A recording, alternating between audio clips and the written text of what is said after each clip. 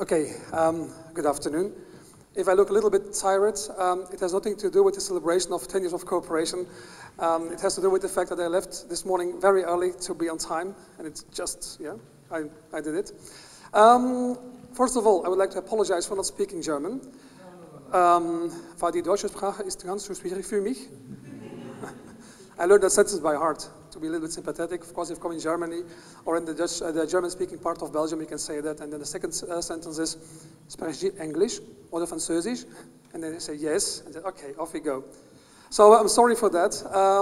I will give the presentation in English. My name is Wim. I'm the head of the International Training Center at Faculty of Bioscience Engineering at Ghent University. Ghent University, located in Belgium, one of the biggest universities in Belgium. Well, there are only 5 universities, so it's easy to be one of the biggest, of course. And we are a partner of the U4 network that has become already almost a U5 network, because another university joined our network, the University of Tartu in Finland. So we are just becoming bigger. And I will present to you a project that we are currently running together with the World Bank in Tajikistan. It's normal that you don't know where you can find that country. I had the same problem a few years ago when we started the project, but I will tell about it. It's a very, in fact, the project on itself is a very simple, easy project. But the rationale behind is very important, and I will explain, and you will see why we are doing this project with our university. Okay, so the name of the project is, in fact, far too long: Agriculture Commercialization Project, Reform of Agriculture Higher Education in Tajikistan. Yeah. Well, how do we get there? It's very easy. Our faculty of Bioscience Engineering, was originally an independent university for agricultural sciences. And our first focus was, during the 50s, 60s, 70s, was international cooperation, mainly focusing on development cooperation in Central Africa. As you probably know, we had 3 colonies in Central Africa. It's not a period that we should be very proud of, definitely not. But we were doing development cooperation. In that time, that meant you shoot people, you take resources from the ground, and you bring it to Europe. Yeah. Nowadays, our development cooperation is, fortunately, a little bit different. But due to that period, we developed a lot of experience in working with developing countries, not only in Central Africa, Congo, Burundi, Rwanda, Uganda, the mandatory countries, but also in other countries. We have a very good cooperation in Southeast Asia, in Vietnam. After the war, we recognized the country immediately, and then we started to help the people over there to reconstruct the country, to focus on economical value, added value in agriculture, mainly aquaculture then in Vietnam, but also in other countries, like, for instance, in Latin America, Ecuador, and so on. That development cooperation in research and training is still one of the spearheads of our faculty. A part of doing research at a high level for some niche research topics, we also continue to emphasize that development cooperation. The main reason for that is there is a kind of mutual benefit in that cooperation. And we hope that we can do the same with the project in Tajikistan. A few words about the origin of the project. So the country, located in Central Asia, was one of the former countries of the Soviet Union. And after the independence in 1991, it has been, and it still is, the poorest country of the ex-Soviet Union. 44% of the population lives in poverty, and it's a state-controlled economy. The conditions in the country are very, very bad. Yeah? Maybe some of you have been in Africa or around. Well, even professors from our faculty that have a lot of experience in Africa, if they go to Tajikistan, they say, okay, this is worse than what we have seen in Central African countries. There are plenty of threats. Yeah? And I will explain why the World Bank tried to do something in that country. And therefore, I will show you the map, because that's important to... Okay, this is the country. The capital, Dushanbe, is in the east of the country. 80% of the country are mountains, but mountains that cannot be used for agriculture. Rocks, rocks, rocks, only rocks. In the south, they have a border with Afghanistan. That's a very nice country to have as a neighbor currently, because you have the Americans staying in Tajikistan, together with Germans, together with the British and some French as well, to push the Taliban back from the border with Tajikistan. In the east, there is a border with China, but the border is not recognized by both countries. So they are fighting about this border. The border with Pakistan is very dangerous because there are some villages that are property of ISIS already. Yeah? Very nice place to be. In the east, you have the border with Uzbekistan, but Tajikistan has had a civil war between 1991 and 1994, 1996. Yeah? And to prevent that the war should go to Uzbekistan, landmines were put all over the border. You cannot cross the border. If you go there, it can be dangerous. So, 80% of mountains. You have ISIS in the east. You have the Taliban in the south. You have landmines in the east. And in the north, you have a border with Kyrgyzstan where nobody lives. There are better places in the world to live and to be born. Yeah, I can tell you that. If you want to drive from the south of the country, near the border with Afghanistan, where we have the city of Bokhtar, where there is a university, and you go to the north, it's approximately 600 kilometers. It takes more than 15 hours to drive by car. Yeah? So, traffic, terrible. Poor population. State-controlled economy. Well, I will explain it. State-controlled economy. The president has been elected, and he won the elections with 99% of the votes. You know how we call this type of democracy? Okay, yeah, very good. Yeah. So everything is a property of the state, and the big leader has 99% of the votes, so there is no opposition, there is nothing. It's just one person and his family and the other people around him that decides what happens. Yeah? War all over the country, and you have a population in poverty. Okay. That's why the World Bank said, if we do not do anything about the situation in that country, it's for sure that Taliban, ISIS, will take over the country. And if they are there, they will take over the rest of Central Asia as well. Yeah. It's just a strategic country, and it's very easy to capture people. As you know in history, people that are poor, they just are looking for something that gives hope. Yeah? Well, in their country, education, very poor. Economy, very poor. Yeah? No food, nothing. So if some people are just coming to your country and tell, okay, if you believe in this religion or that religion, and we will help you, and it will be heaven on earth, okay, that's what we need. We need heaven on earth right now. Yeah? Whatever you tell me, I will do it. If I can improve the situation of my children, I do it. Yeah? That's why the World Bank decided to,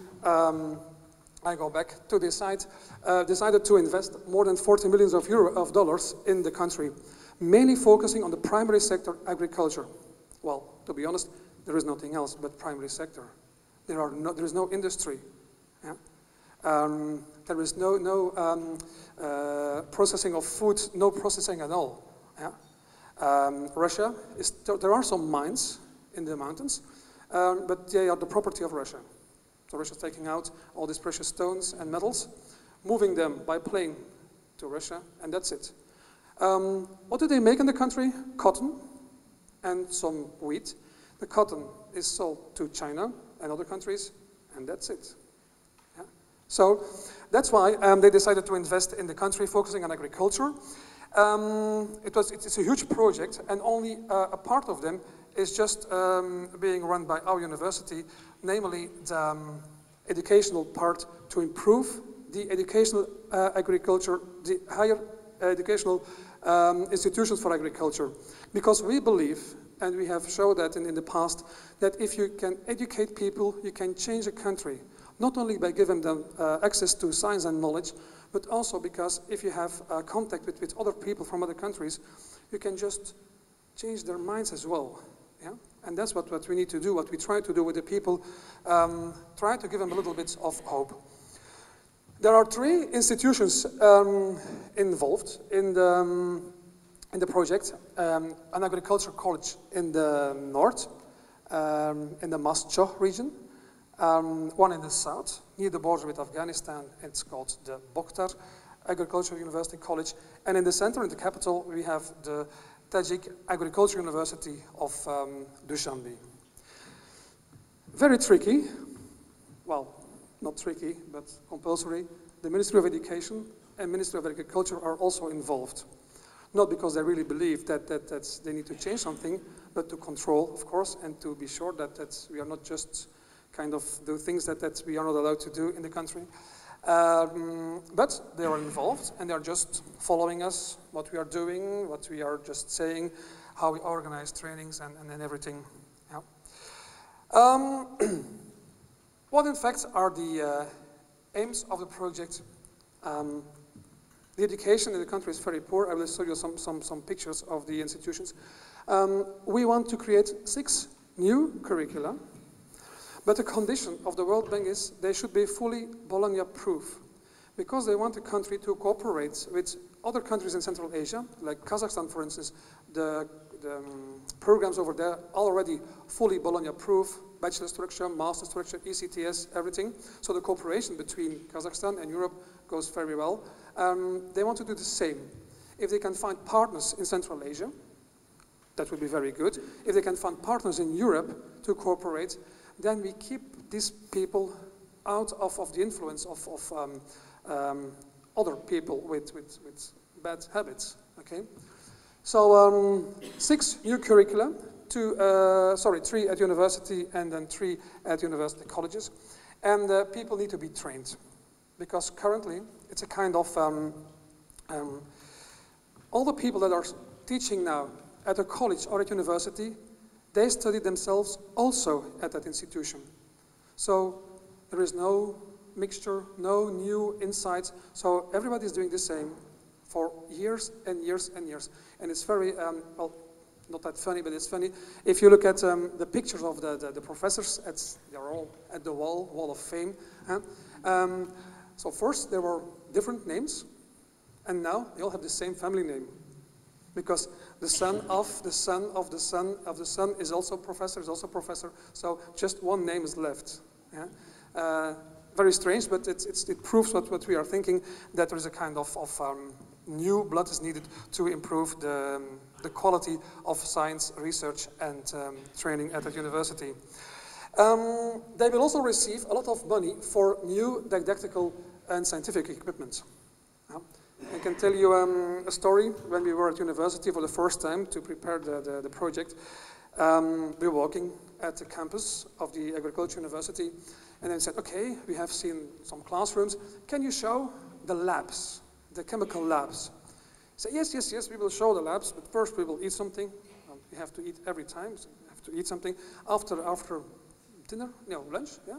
I said, can we now see the chemical labs, because we want to see the equipment to write our first assessment report. And said, yes, but students are in there right now. We cannot enter. I said, okay, maybe after the lesson.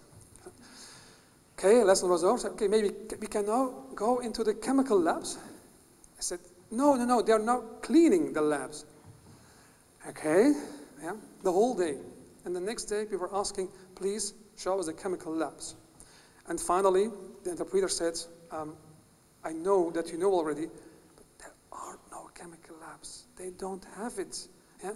And they're just trying to find a way to get you out because they don't want to say they don't have it. Yeah? We only saw 2 classrooms, and I still have it. So I was wearing a jacket like this, and we entered the classroom, and I just hit a wall. And the painting was on my jacket, because they knew that we were coming, and they quickly painted the classroom to show that they had beautiful classrooms, which was not the case, of course. Yeah? So situation is very bad, but with the money that they'll receive from the World Bank, they will be able to buy new didactical and scientific equipment, based, of course, to the curricula that we will construct together with them. And the last part is that we will guide the implementation. That was a big discussion, but normally, the end of the project was just organizing curricula, training, and equipment. That's it. But then at Ghent University, we said, no, definitely not. We have this experience in so many countries. If you leave at that moment, everything stops. Because from that moment, government takes over, they take the money, and that's it. Yeah? So we said, we insisted on doing the guidance as well. And finally, they agreed to give us the possibility to guide the implementation. So we want to see the curricula moving on. We want to see students following the new curricula. So this is just technical slides.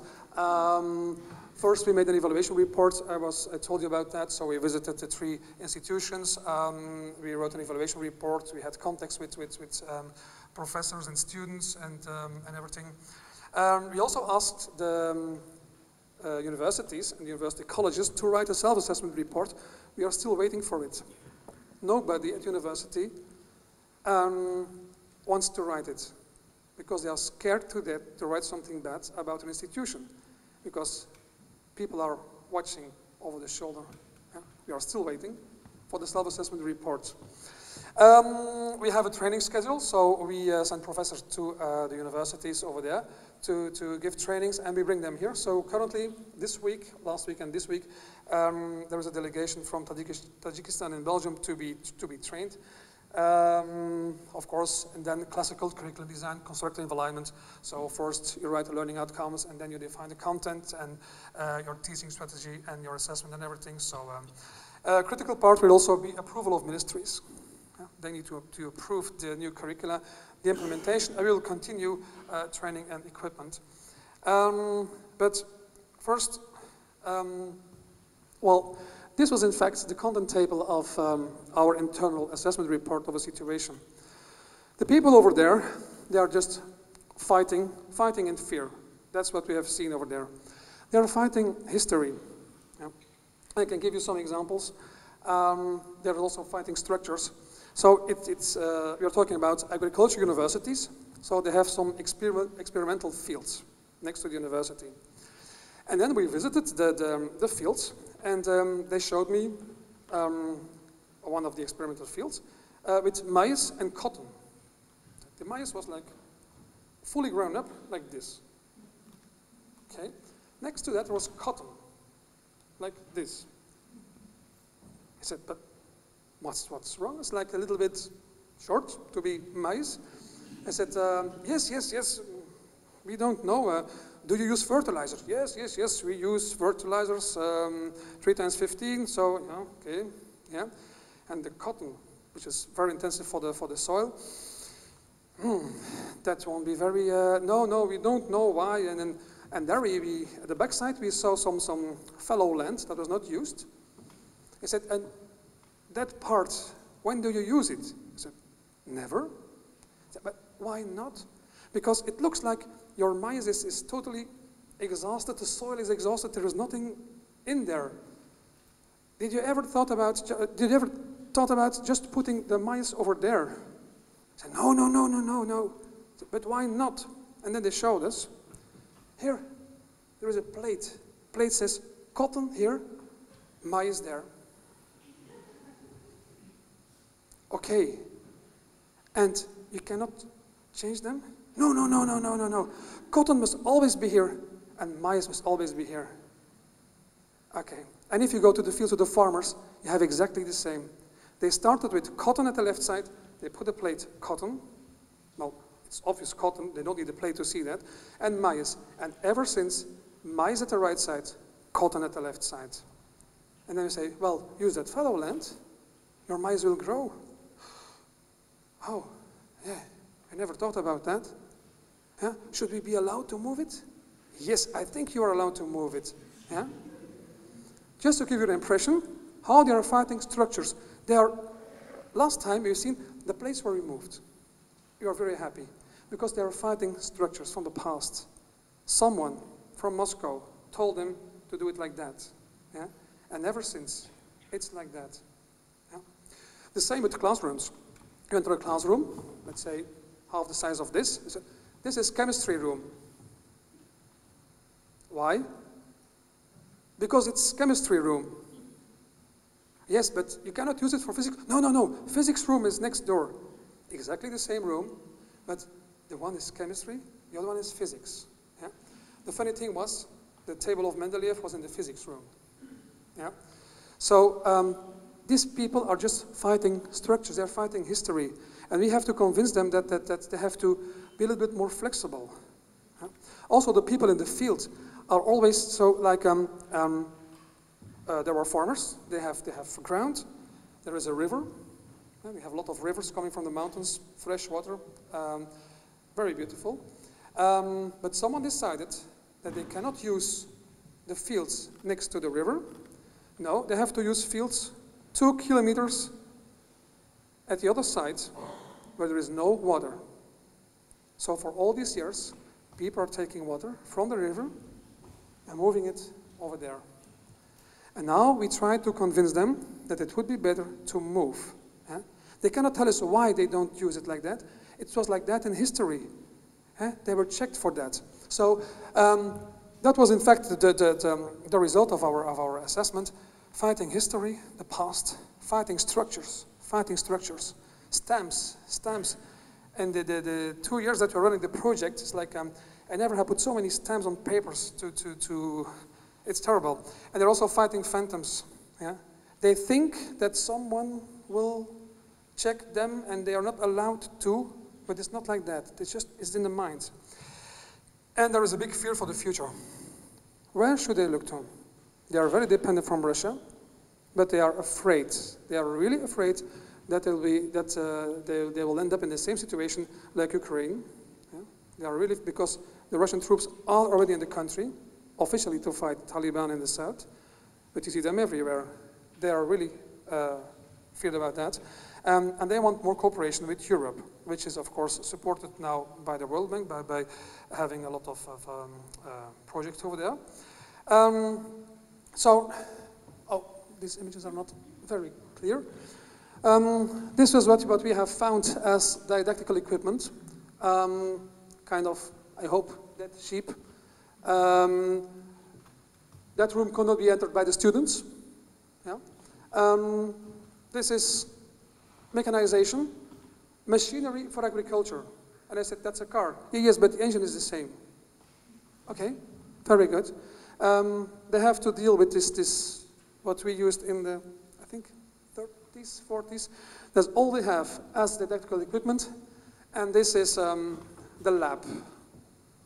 Yeah? This is the lab for plant morphology. Yeah? Even I could not recognize anymore these plants. So the quality of education is really, really bad. Here you see the same. Well, it's not so clear on the picture. So you have these didactical plates. Students just writing down everything, no structure, nothing. Just writing down. Yeah? We went to the library. The most recent book was 1986. Yeah? So what we are trying to do now is to, this is one of the fields. They are growing, what crop is it? Yes, there are some maize up there. And they try to, well, it are tomatoes, but they are not visible yet. They're just, and this is the watering system. So this was one of the fields that they had to use. The water is coming from several kilometers. You see, so they take it, they dig some holes, and then they try to flood the field. Of course, there was almost no harvest. And the problem is the people are working on these fields but the farms are property of the government. Yeah? If there is a harvest and the government can sell, they are paid. If there is no harvest, they are not paid, they can just take what's left on the field. So that's a nice agreement, I think. So what we're trying to do right now is it's a kind of triple track.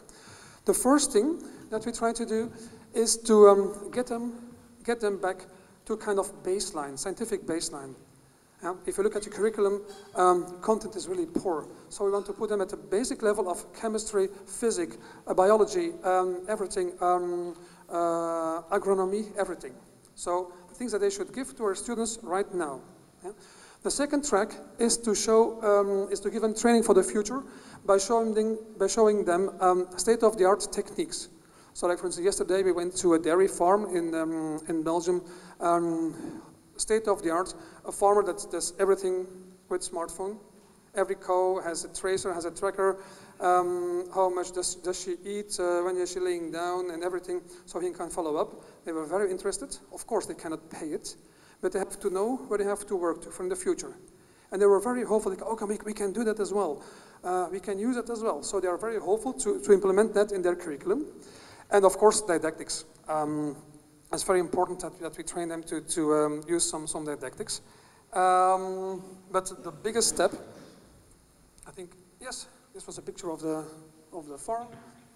And the other picture was one of the didactical training with very cheap materials. How can they improve the education to have better students with more impact on agriculture, with more production? Yeah? And there is a specific technique that if a farmer can prove that he can produce more than government expects from him, he can become independent. And that's, of course, one of our main goals.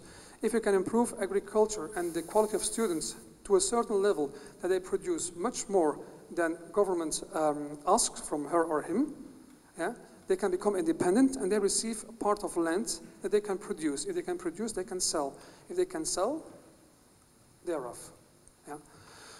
So that's what's happening there right now. Well, they are in Ghent for the moment. What brings the future? Well, there are the classical gaps. You all know them. The intercultural competences. It's for us every time we have to be very, very well aware of the situation where they are living in. The biggest fear is after the project, the implementation will collapse. That's why we asked to the World Bank to have additional money, yeah, that we can just check up the implementation.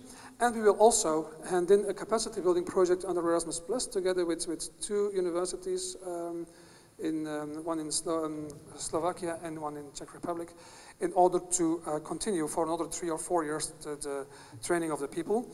And of course, what will happen? What will the government do? The president is still quite young. The ministries, they agreed that they will automatically agree with our curricula, but we are not sure. So we will need to be very strong with them.